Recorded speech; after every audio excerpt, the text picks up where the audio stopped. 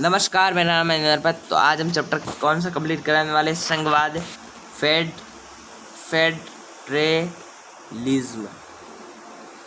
ये चैप्टर आज हम पूरा कंप्लीट कराने वाले हैं प्योर हिंदी के अंदर। सभी बोर्ड के लिए आरबीसी, यूपी, सीबीएसई सभी बोर्ड ये पूरी तैयारी कर सकते हैं, हिंदी मीडियम सभी। ठीक, आज मुख्य बिंदु की बात करेंगे पूरे संघवाद चैप्टर की। तो 1990 के दशक में नए राज्यों की बनने की मांग को पूरा करने तथा अधिक प्रशासकीय सुविधा के लिए कुछ बड़े राज्यों को विभाजन किया गया। बिहार, यूपी, मध्य एमपी, क्योंकि बिहार से झारखंड अलग हुआ, यूपी से उत्तराखंड अलग हुआ, एमपी से छत्तीसगढ़ अलग हुआ। 3 नए राज्य झारखंड, उत्तराखंड और छत्तीसगढ़ बनाए गए। सोवियत संघ के विश्व की महाशक्ति 1999 में बाद अनेक स्वतंत्र देशों में बटे गया, क्योंकि 15 या 18 देश में विभक्त हुआ। कौन? चाइना नहीं, रूस बेचारा, सोवियत संघ यूएसएसआर का बेचारे का विखंडन हो गया। बेचारे का शीत युद्ध का खत्म इससे ही हुआ था। बर्लिन की दीवार गिरी गई और सब इसके साथ हुआ। भाई ऐसे ऐसे लोग साले। अगला ये पॉइंट आप पढ़ सकते हैं आराम से कि सोवियत संघ विश्व की एक महाशक्ति था, पर 1999 के बाद वह अन्य स्वतंत्र देशों में बट गया। इनमें से कुछ मिलकर स्वतंत्र राज्यों का राष्ट्रमंडल बना लिया। सोवियत संघ के विखंडन के प्रमुख कारणियाँ वहाँ शक्तियों का अतिशय संघनन और केंद्रीकरण की प्रवृत्तियाँ थी। 17 अगस्त 1947 को भारत का विभाजन हो गया और भारत और पाकिस्तान के रूप में इसका विभाजन हो गया। और बात करें तो पाकिस्तान से एक और अलग हो गया देश और वो बना बांग्लादेश। 1958 में वेस्ट इंडीज संघ, फेडरेशन ऑफ वेस्ट इंडीज का जन्म हुआ। 1917 तक उत्तरी नाइजीरिया, दक्षिणी नाइजीरिया ब्रिटेन से दो उपनिवेश थे, पर फिर आज़ाद हो गए।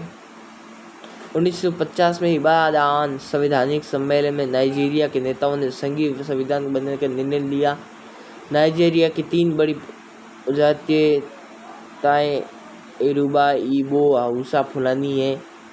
1979 में सैनिक संविधान के अंतर्गत किसी भी राज्य को सिविल पुलिस रखने का अधिकार नहीं था।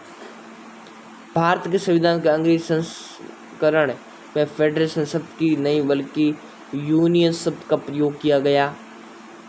भारत में देखो यूनियन क्या बात है। फिर आगे चलते तो अनुच्छेद 1 के भारत अर्थात इंडिया राज्यों का संघ है, यूनियन है। राज्य और उनके राज्य क्षेत्र वे होंगे जो पहली अनुसूची में विनिर्दिष्ट हैं। संविधान के 2 अन्य अनुच्छेद 33 और 34 संघ सरकार की शक्ति को उस स्थिति में काफी बढ़ा देते जब देश को किसी क्षेत्र में सैनिक शासन मार्शल लॉ लागू हो जाए। फिर 1950 तथा 1960 के दशक में प्रारंभिक वर्षों में जवाहरलाल नेहरू ने भारतीय संघीय व्यवस्था में नींव रखी। इस दौरान केंद्र राज्य में कांग्रेस का वर्चस्व था। 1977 वाला पढ़ सकते हैं। इसके बाद नेक्स्ट पढ़ते संविधान के सर्वाधिक विवादास्पद प्रावधानों के अनुच्छेद 356 में इसके द्वारा राज्य में राष्ट्रपति शासन लागू किया गया। इसके बाद सन 1959 में केरल में, सन 1967 में के बाद अनेक राज्यों में बहुमत परीक्षा बिना ही सरकार बर्खास्त कर दिया गया। देखो क्या क्या हो रहा है रे।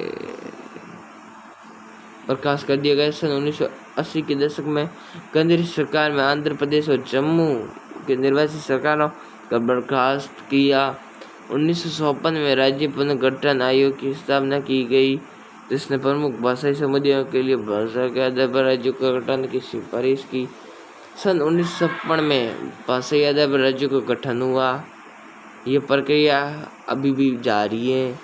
सन 1960 में, ये याद रखना, 1960 में गुजरात राज्य अलग हुआ। कौन? महाराष्ट्र। महाराष्ट्र क्यों? भाषाई विविधता के कारण।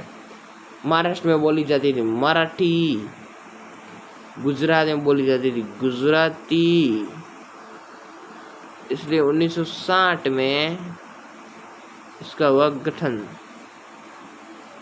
इसके बाद 29 चित्र आप पढ़ सकते हैं, जम्मू कश्मीर वाले पढ़ सकते हैं, संघ सरकार पढ़ सकते हैं। सभी महत्वपूर्ण पॉइंट हैं।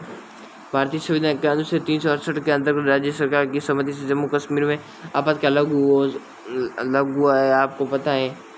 केंद्र राज्य समिति जुड़े मसलों की पड़ताल के केंद्र सरकार द्वारा 1930 में एक आयोग बनाया गया है।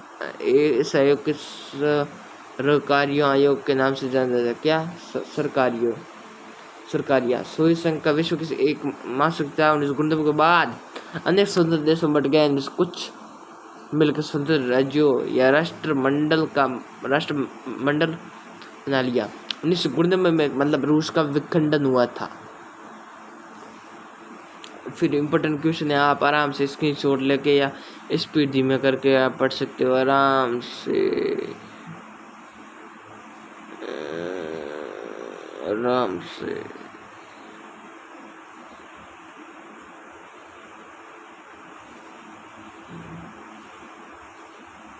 संवाद क्या है? इम्पोर्टेंट क्वेश्चन है, परीक्षा में छप सकते हैं।